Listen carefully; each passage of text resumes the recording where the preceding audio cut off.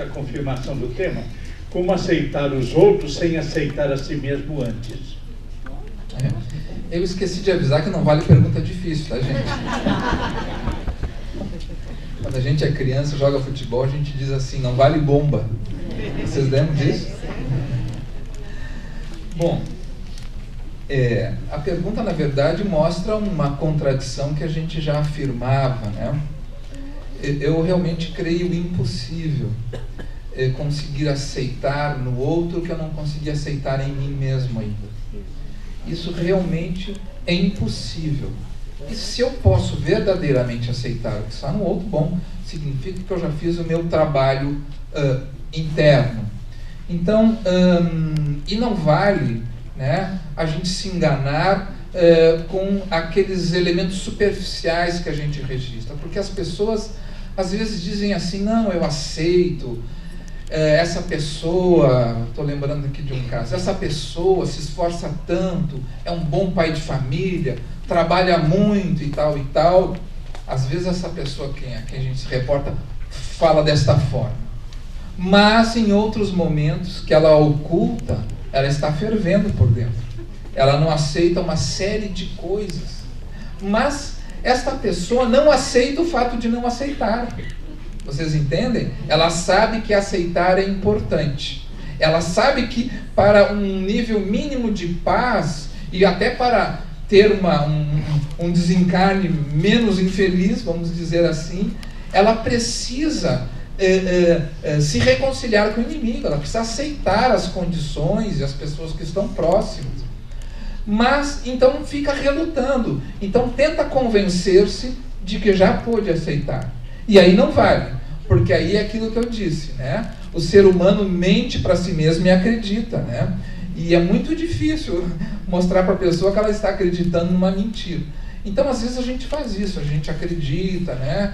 Não, imagina, eu amo, eu entendo, eu respeito, né? Mas lá no fundo tem ressentimento, lá no fundo a gente guarda uma certa revolta ou mágoa. E é importante até frisar, ressentimento, mágoa, rancor são raivas em diferentes estágios que estão internalizadas, tá? Então tudo isso aí faz mal para a gente, então a gente precisa resolver. Uma pergunta que naturalmente não foi encaminhada aqui pela mesa. Falamos em tempo, paciência. Pergunto, quando já se tem idade considerada idosa, sabe-se que devemos realizar algo importante, como negociar com o tempo?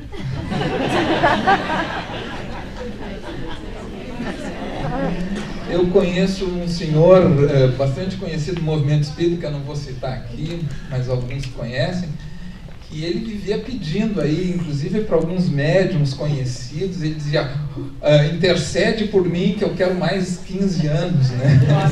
Porque eu tenho muitos projetos, né? Talvez vocês saibam de quem a gente está falando.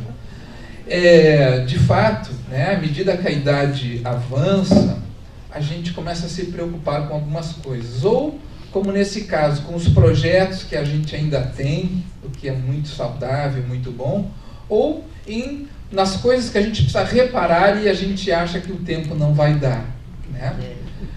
E nesse caso, caros amigos, eu bem entendo a aflição natural, né?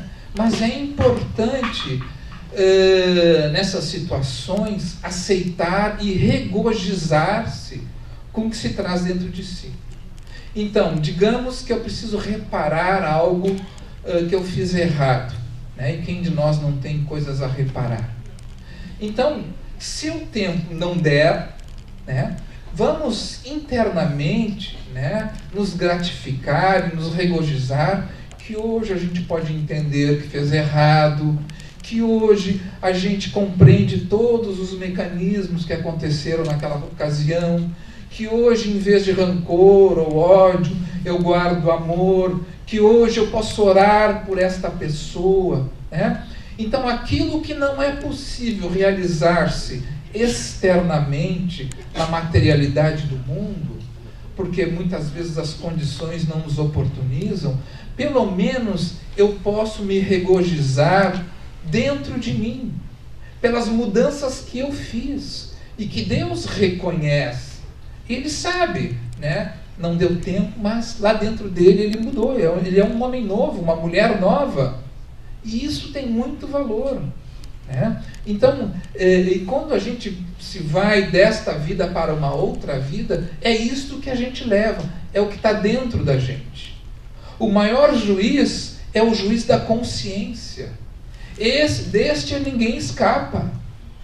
Então, se a pessoa traz dentro de si um estado de paz, pela transformação interna, bom, isso aí já é muito importante. É claro que a gente sempre deseja, porque isto é muito razoável e mesmo justo, né?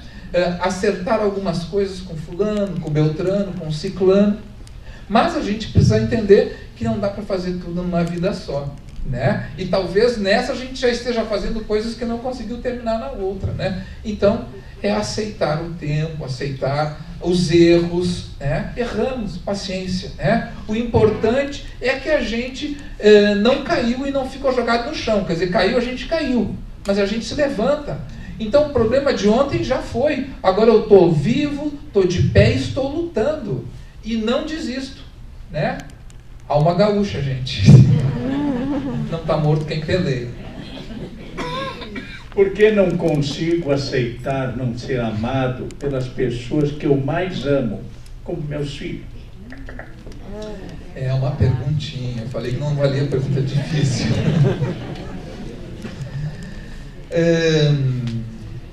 Bom, uma resposta pessoal é impossível, evidentemente, porque a gente não conhece todas as situações e muitas vezes há erros de percepção, né?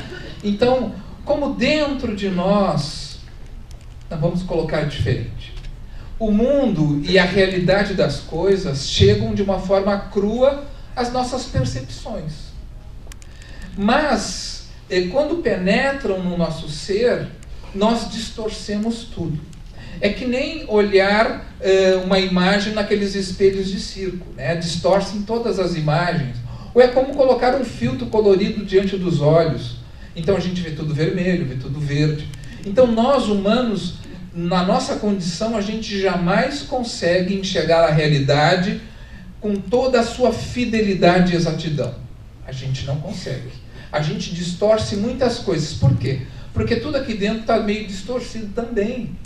Então, quando essa realidade me penetra, ela se distorce. Então, eu acredito que o fulano ama, mas não ama. Acredito que o outro não ama, mas ama. Então, há essas situações, né? Muitas vezes, nós temos dificuldade no nosso alto amor. E nos parece que nós não somos amados também. Isso é algo muito comum. Eu posso dar um testemunho por tantas pessoas a quem já pude atender. As pessoas muitas vezes não se sentem amados, se sentem inferiorizados, até mesmo por processos de culpa que trazem dentro de si. Todos nós temos alguns desses problemas, né? De outras vezes, nós precisamos compreender e aceitar o estágio do outro. Então, os nossos filhos passam, muitas vezes, por estágios difíceis. E nós já passamos. Adolescência, revoltas, dificuldades várias. E a gente, às vezes, acha que está faltando amor, né? Mas vamos nos observar lá na nossa infância. Como é que a gente era? Bom, alguns vão dizer, na minha época a gente respeitava pai e mãe. Tá, mas tem uma diferença. Respeitava porque se não respeitava-se, né?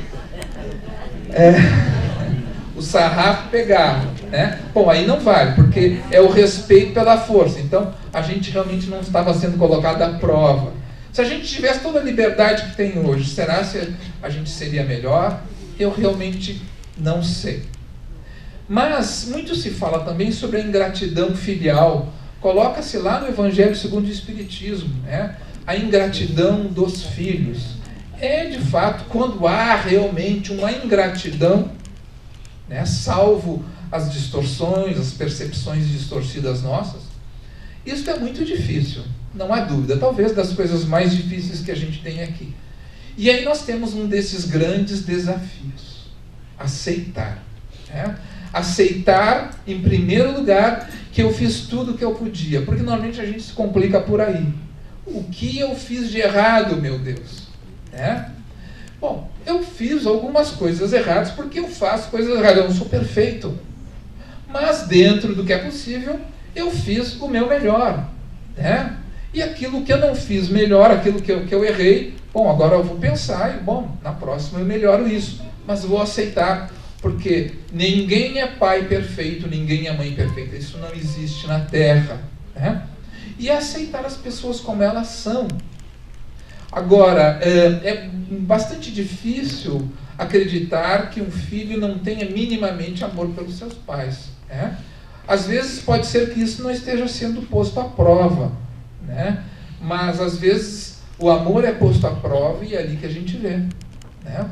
Então, às vezes, nas situações mais difíceis, por exemplo, às vezes é que a gente vê os sentimentos que se movem dentro das pessoas. Enfim, a gente nunca sabe, mas é uma prova de aceitação. Então, é aceitar que eu fiz e faço o meu melhor, o outro está fazendo o seu melhor. E vamos lá, vamos dar testemunho. Às vezes é melhor calar do que gritar, gente. O que fazer para tirar a autopunição do subconsciente? Como se perdoar?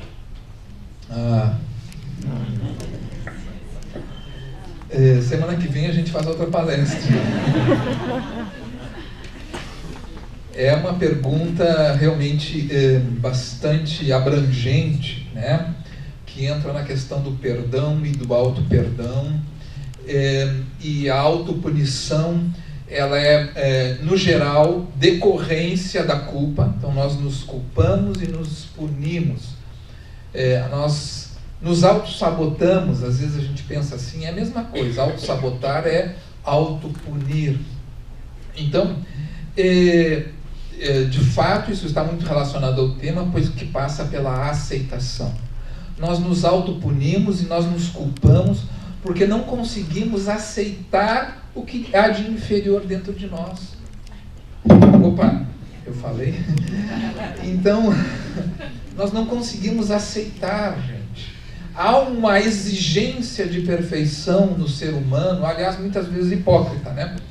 Então, nós fazemos uma autoexigência incompatível e que piora as coisas, pois que à medida que nós fazemos essa exigência, fica muito mais difícil corrigir o que precisa ser corrigido, porque nós colocamos muita pressão, muita tensão, muito sofrimento, e não há espaço e não é energia, porque isso absorve muita energia psíquica.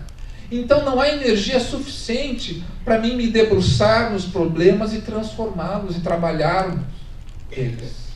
Eu sou consumido pelas culpas. Então a culpa não nos leva a lugar nenhum. Nós podemos dizer que é mesmo assim uma espécie de uma burrice que nós carregamos. Então, um pesar da consciência por uma atitude, por um ato errôneo, é normal e é saudável. Então a consciência tem que pesar, porque senão eu sou psicopata. Também há um pesar na consciência, um entristecimento, e nós sorvemos isso, mas vamos adiante. Bom, pesou a consciência, muito bem, agora vou me organizar e vou trabalhar para mudar o que pode ser mudado, porque eu sou imperfeito. Se Deus quisesse que eu fosse perfeito, Ele já tinha me criado perfeito, mas Ele não me criou perfeito, Ele me criou, como é que disseram os Espíritos, no livro dos Espíritos? Viu?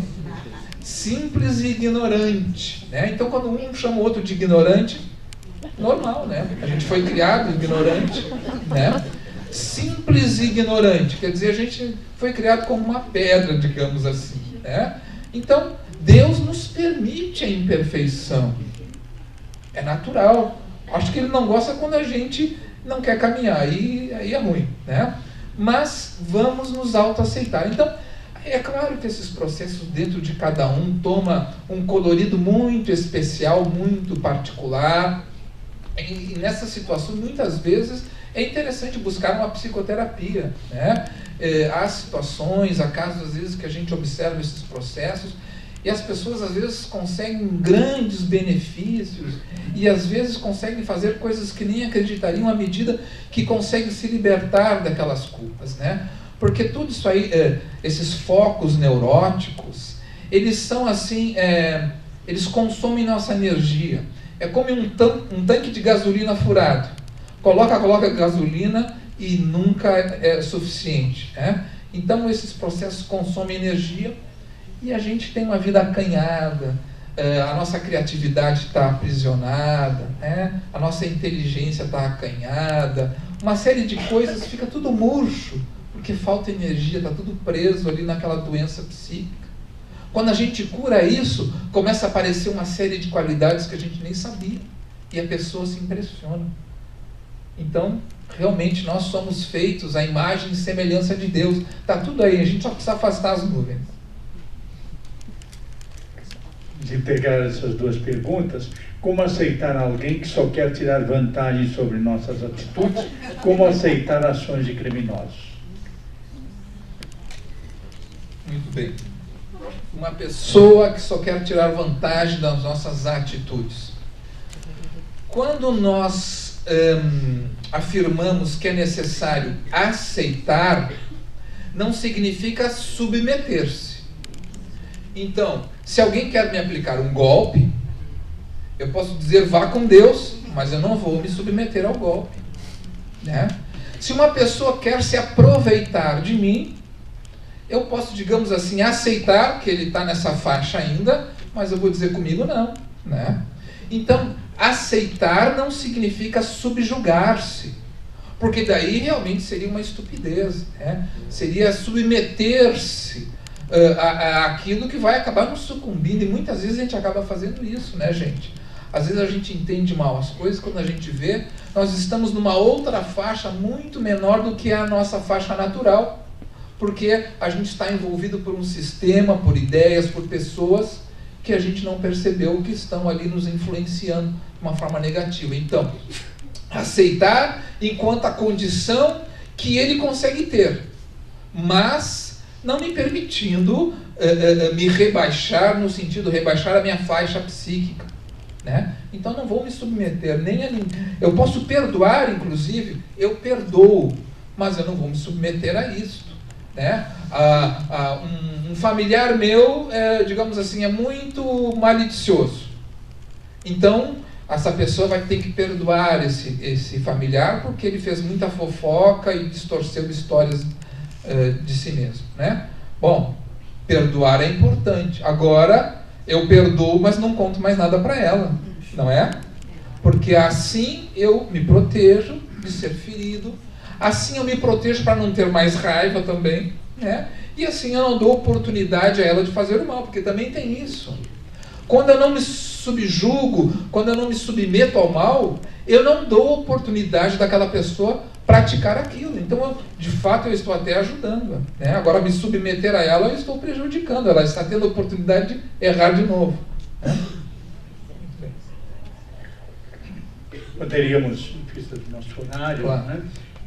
E nós vamos, então, encaminhar a última pergunta, pedindo desculpas aos irmãos, não podemos encaminhar todas as perguntas, procuramos agrupar algumas, não é que tinham o mesmo interesse, procurando atender interesse do maior número de pessoas. Aqui encaminharíamos esta. Como aceitar um pai alcoólatra que não aceita que é doente? Quando sóbrio é uma boa pessoa, mas quando bebe ofende a todos e chega a mandar minha mãe embora. Como aceitá-lo assim? É uma situação bastante sofrida, né? E esses casos, infelizmente, se contam aos milhares, né? Já ouvimos muitas histórias assim, né? Então, nessas situações é preciso assim fazer um trabalho interior muito profundo, muito dedicado, né? Porque uma situação dessas normalmente nos desequilibra, nos desarmoniza, e a gente assim fica sujeito e exposto a uma série de coisas ruins, até mesmo doenças físicas, a energias negativas, a influenciações espirituais negativas, porque a situação desequilibra a família, né? Então, um membro doente dentro da família muitas vezes contagia todo aquele sistema familiar e acabam todos doentes. E para então não sucumbir a esse contágio, porque uma doença psíquica ela também se contagia, isso é uma coisa muito clara. Uma pessoa depressiva muitas vezes faz outros depressivos. Uma pessoa ansiosa, gente, a pessoa vem e fala com ansiedade, fala, quando a gente vê, a gente já está ansioso também, não é assim? Então é bastante difícil e muito desafiador. Então é preciso um cuidado, um trabalho muito intenso e muito cuidadoso para manter a harmonia. Isso significa ter espaços fora desse ambiente, fora dessa situação, né, para a prece, para uma prática de um esporte, para algo saudável, harmonizante e revigorante, né? Às vezes buscar também uma ajuda com um amigo, com um profissional, não é? E entender que nesses casos, né, os processos são difíceis, as pessoas nessa situação, muitas delas, o seu pai não é o único, né, não aceitam a doença que tem. Isto, inclusive, muitas vezes é também fortalecido por espíritos que envolvem o alcoólatra, por isso que o alcoólatra nada mais é do que um copo onde outros tantos bebem, né? E a esses não interessa que ele admita, que ele procure ajuda, e muitas vezes, inclusive, influenciam a sua vítima para hostilizar quem quer ajudar. Então a gente tem que ter consciência disso também, né? E por outro lado também o álcool traz prejuízos neurológicos, afeta os nossos neurônios, mata neurônios, prejudica o nosso cérebro. Então a certa altura há estados já que são provocados por danos neurológicos. Então às vezes se diz a pessoa não era assim, mas enfim, ela está sofrendo danos já. E é preciso orar por aquela pessoa, é preciso praticar o perdão, né?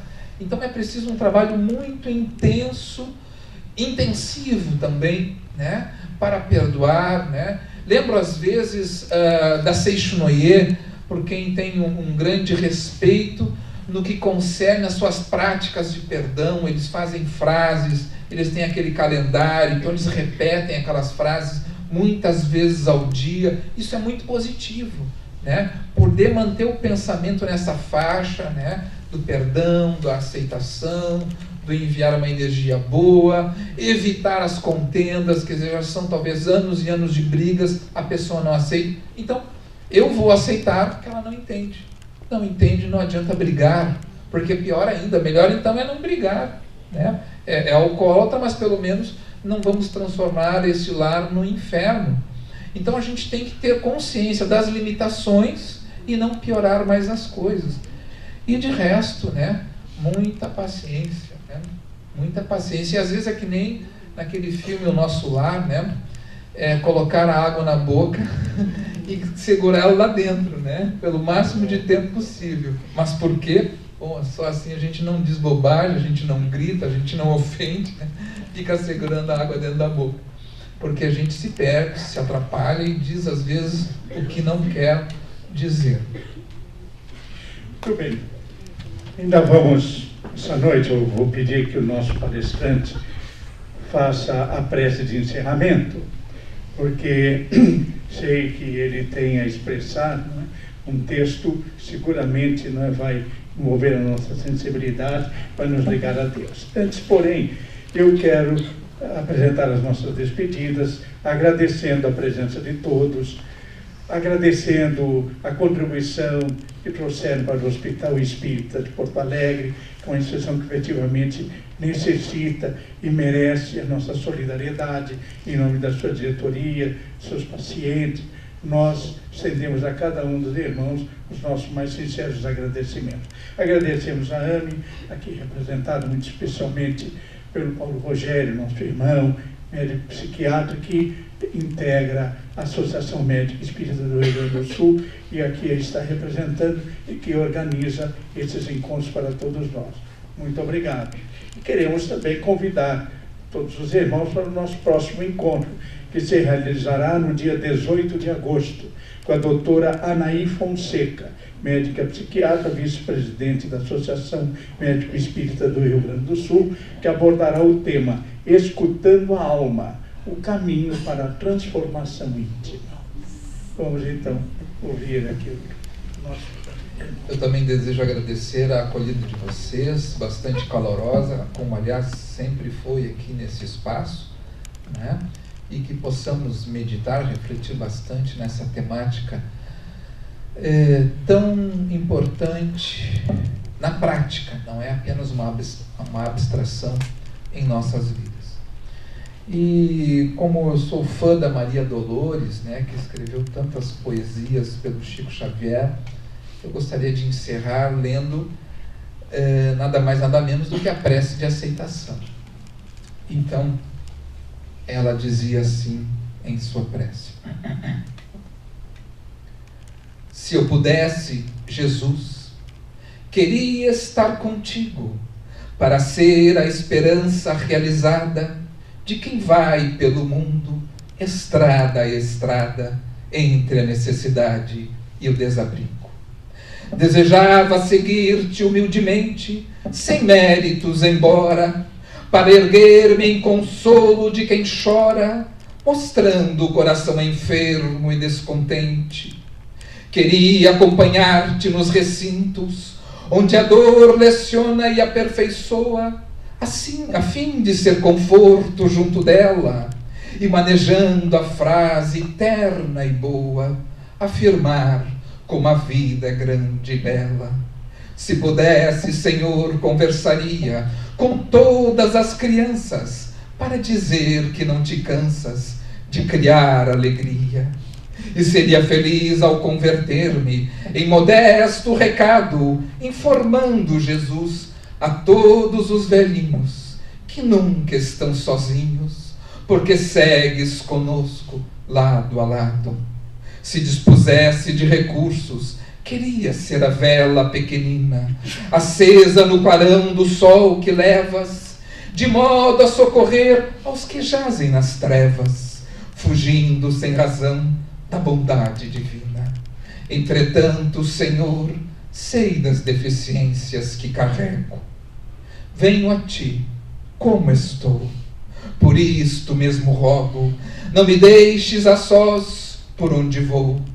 Se não posso, Jesus, ser bondade e socorro, paz e luz, toma-me o coração e, perdoando a minha imperfeição, esquece tudo que o meu sonho almeja e ensina-me, Senhor, com teu imenso amor, o que queres que eu seja.